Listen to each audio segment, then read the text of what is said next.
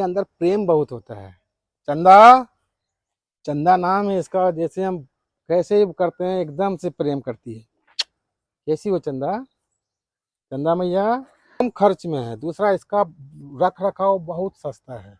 जी अगर कोई चाहता है कि बड़ा गाय का उसका केयर नहीं कर सकते हैं, सेवा नहीं कर सकते हैं, तो इस गाय के रखना बकरी के बराबर का रखना के बराबर है। जय गौ माता, जय गोपाल। दोस्तों, आज हम लोग हैं मुजफ्फरपुर में और आज हम आपको एक ऐसी गौ माता से मिलवाने वाले हैं जो कि हमारे पूरे बिहार और यूपी इस प्रांत में मतलब एक समय था जब ये गौ माता बहुत ज्यादा पैमाने में पाई जाती थी और ये नस्ल का नाम था गंगा तेरी। तो वो आज की डेट में बहुत ज्यादा लुप्त हो चुकी है।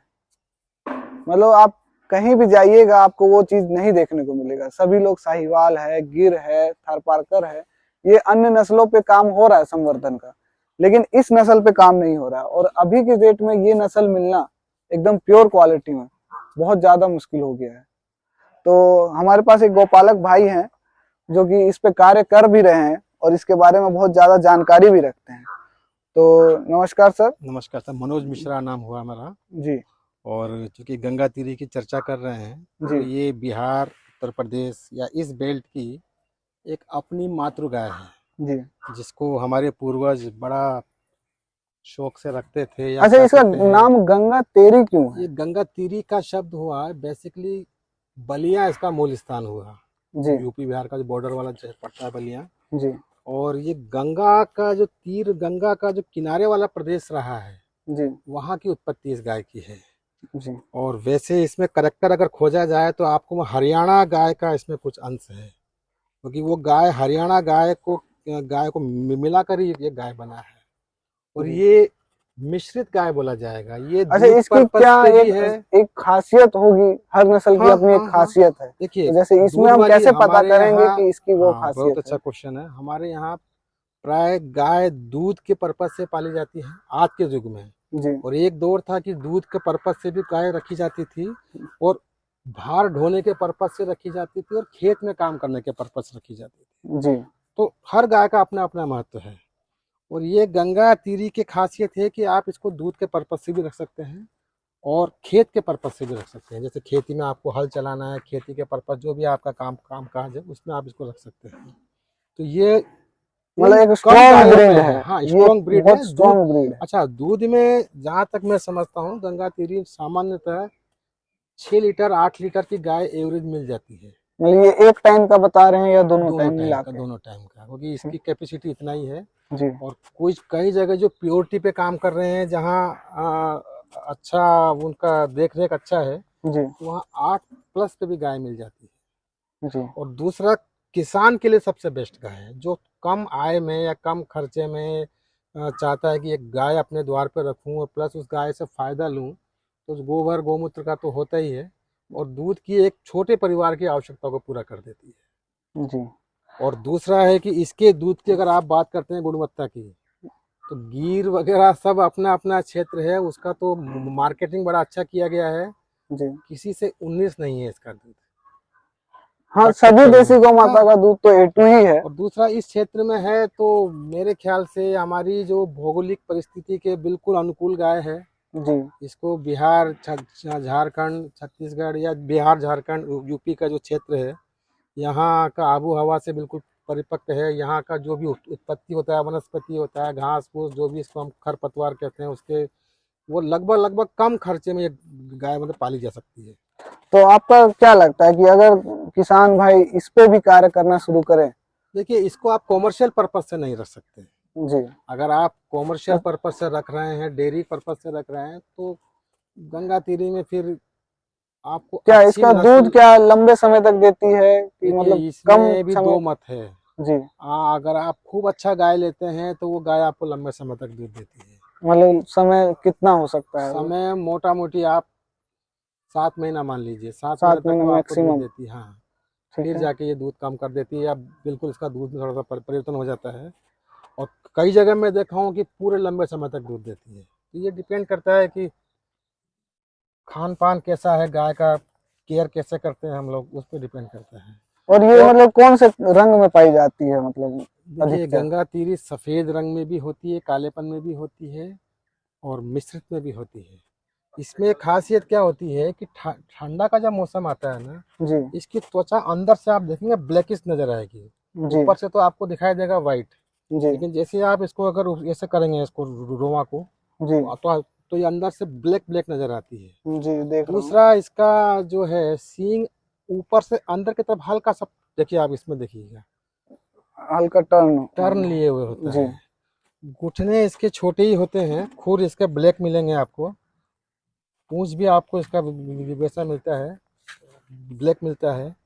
दूसरा हम्प जो होता है इसका, हम्म हरियाणा की जो गाय से अलग होता है। हरियाणा की गाय का हम्प मिलेगा कट वाला, जी इसका इसका हम्प आपको कट वाला नहीं मिलेगा, ऐसा मिलेगा, इस पैटर्न में मिलेगा।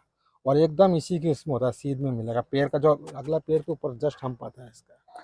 और जैसे कि थार पार्कर में जो पैटर्न होता है मस्तक का, क्या इसका भी मतलब उस टाइप से कुछ है चेंजेस? नहीं, हरियाणवी देखिए बीच में आपको हल्का सा मिलेगा आपको। हरियाणा की जो गाय में बीच में आपको उठा हुआ मिलता है जी बीच में, जी वो कुछ कुछ आपको इसमें मिलेगा। जैसे ये रहा। हाँ, तो कहीं ना कहीं में हरियाणा से ही ये इसी गाय का उत्पत्ति हुआ है। आपके विचार से? बिल्कुल। तो जैसा कि दोस्तों आप लोगों ने देखा, ये थी गंगा तेरी गाय, जो कि छोटे आजकल परिवार बहुत के लिए कम बहुत बेहतर पाई है जाती है। और कम खर्च में है। दूसरा इसका रख रखाव बहुत सस्ता है। जी अगर कोई चाहता है कि बड़ा गाय का उसका केयर नहीं कर सकते हैं, सेवा नहीं कर सकते हैं, तो इस गाय के रखना बकरी के बराबर का रखना के बराबर है। इसमें कोई खास विशेष खर्चा मतलब नहीं अगर है। हम दूसरी नस्लों से तुलना करें, अभी हाँ साहिवाल, थार पार्कर या और भी अन्य कोई हाँ नस्ल हाँ, से। वो चूंकि उनमें दूध ज्यादा होता है, 12-12 लीटर की वो सब गाय में एवरेज होती है। तो ये गाय आपको 6 से लेके 8 लीटर के एवरेज मिल जाता है। चार जी से और 6 के और 8 के बीच में अलग अलग। लेकिन समस्या ये आएगी किसान भाई को कि जब गाय हीट में आएगी तो इसके तो बुल्स पे कोई कार्य हुआ नहीं है। ये बात तो सही है, बुल की ही समस्या है। हालांकि सीमन अभी बनारस में तो स्टार्ट हुआ है इसका सीमन। अच्छा, बनारस में वहाँ, हो चुका हाँ है इस पे हाँ, कार्य वहाँ होना? वहाँ पे तो ऑलरेडी काम इस पे चल रहा है। जी अब कोई वहां से अगर सीमन लाके और कुछ स्टोर कर ले, नहीं, ये तो बहुत अच्छी बात आपने बताई कि बनारस में इसके संवर्धन पे कार्य हो वहाँ रहा है। बहुत अच्छा काम, आज से नहीं 20 साल से काम चल रहा है वहाँ। जी क्योंकि इसको लुप्त होने नहीं दे सकते हैं और हम लोग। दूसरी बात, अभी भी आप प्योरिटी अगर गाय खोजेंगे तो ये आमतौर पे कम ही मिलेगी। हाँ, गांव में जो ग्वाला टाइप के जैसे पुराने परिवार हैं, उनके यहाँ आज भी आपको प्योर गाय मिल जाएगा, क्योंकि उनका खुद का आपने नंदी है। मूल क्षेत्र का नाम लिया, बलिया, यूपी, उत्तर बलिया में प्रदेश। आपको इजीली मिल सकती है, क्योंकि इसका मूल प्रदेश और वही इसका रहा है। परचेजिंग कॉस्ट भी मुझे लगता है अन्य नस्लों के मुकाबले बहुत बहुत कम कम, आएगा। बहुत कम। जैसे कि साहिवाल अगर एक अच्छी ब्रीड में जाते हैं देखिए तो बिहार 1 लाख रुपए। में सच्चाई ये है कि साहिवाल को भी नहीं समझते हैं। जी 99% बिहार में दोगली गाय हो गया, हल्का सा कलर उसका रेड आ गया, हल्का सा अगर गलकम्ब निकला हुआ है, तो यही कहेंगे साहिवाल है। जी साहिवाल का जो पैरामीटर्स है, साहिवाल की जो पहचान है, वो खोजने पर ही आपको मिलेगा। लेकिन हाँ, अब यहाँ पे हो गया बिहार में अब लगभग कार्य हो लगभग। रहा है, कहीं कहीं हाँ, जगहों पे रखने लगे हैं लोग साहिवाल। प्योरिटी पे अब हाँ, बहुत ज्यादा प्योरिटी पे ध्यान आने दे लगे रहे हैं। हैं। जबकि बिहार के लिए साहिवाल अगर कॉमर्शियल पर्पज से रख रहे हैं तो साहिवाल बेस्ट है। साहिवाल बेस्ट। साहिवाल बेस्ट है, थार पारकर ठीक है, राठी और अच्छा है। तो देखिए गुजरात के गिर और अब बिहार यूपी के गिर में आपको अंतर मिलेगा। वहाँ की जो गिर का मूल प्रदेश हुआ गुजरात राजस्थान। वहाँ एक्चुअली वहाँ मक्खी मच्छर का इतना नहीं है, प्रकोप नहीं है। हमारे यहाँ उमस वाला गर्मी होता है, और उमस वाले गर्मी में वो गाय बेचैन हो जाती है। अगर आप गुजरात से 12 लीटर की भी गाय ला रहे हैं तो मेरा ऐसा मानना है कि वो यहाँ आके 8-9 लीटर से ऊपर दूध नहीं देगी। आप दूसरा, वो लोग जो खिलाते हैं, ग्वार का भूसा होता है उनके यहाँ, मूंगफली का भूसा होता है उनके यहाँ, आपको मिलेगा सोयाबीन का भूसा होता है, जो कि हम लोग प्राय दे नहीं पाते हैं। हम लोग गेहूं के ही उससे से काम चलाते हैं, तो खान पान का भी अंतर पड़ जाता है। तो आप हमारे जो सब्सक्राइबर्स हैं और जो हमारे मित्र हैं, उनको मतलब आप क्या कहना चाहेंगे, गंगा भैया मैं तेरी आप रखें कि ना रखें? देखिए गंगा तीरी बजट के अनुकूल है, और आपकी क्षमता अगर है, आप सक्षम हैं बड़ा गाय या आप वैसा गाय रखने का, तो आप उसको रख सकते हैं। लेकिन अपना मूल गाय को न छोड़ें, जी क्योंकि आज अगर हम मार्केटिंग में आ जाते हैं, वो दूसरा गाय ले सकते हैं, तो कहीं ना कहीं हम अन्याय कर रहे हैं, अपने मतलब पूर्वजों के साथ भी अन्याय कर रहे हैं। कि जो हमारी मूल प्रदेश की गाय थी, जिससे हम लोगों का भावनात्मक लगाव ज़्यादा होना चाहिए, कहीं ना कहीं वो सब गाय हमारे यहाँ से छूटती जा रही हैं। तो शायद आने वाला समय, आने वाली पीढ़ी हमको माफ़ नहीं करेगी। तो जैसा कि दोस्तों आपने सुना, इनका कहना यही है कि अपनी मूल जो गाय है, आपके जो मूल प्रांत की गाय है, उस पे हर आदमी काम करना शुरू करे ताकि वो चीजें लुप्त ना हो। क्योंकि आखिर में सबसे स्ट्रांग जो इम्यूनिटी रहेगी वो बिल्कुल आपके सही कहा। मूल जगह की गाय की ही रहेगी, क्योंकि वो उस जगह में ढल चुकी है। आप 2 वो लाख की गाय ला रहे हैं, पूरी तरह अगर वो ढल मान चुकी लीजिए है। एडजस्ट नहीं हो रही है, वो एक बहुत भारी नुकसान होता है किसान के लिए। बिल्कुल है। और जो गाय ऑलरेडी एडजस्ट हो चुकी है आपके वातावरण में, आप उसको ध्यान नहीं अब दे आप रहे हैं। देखिए, ये गाय को, इसके अंदर प्रेम बहुत होता है। चंदा, चंदा नाम है इसका। जैसे हम कैसे करते हैं, एकदम से प्रेम करती है। कैसी हो चंदा? चंदा मैया। जैसे बहुत सारी भ्रांतियां ये भी हैं कि देसी गाय बहुत मरखंड होती है। सही है, हो सकता है देखिए, कहीं इसलिए नहीं इस प्रकार गाय का। मरखंड नहीं होती। इसके जी। पीछे आप भावना समझिए। बुल अगर मरखंड, बुल अगर तेज होगा, बुल अगर एग्रेसिव होगा, तो आने वाली पीढ़ी एग्रेसिव होगी।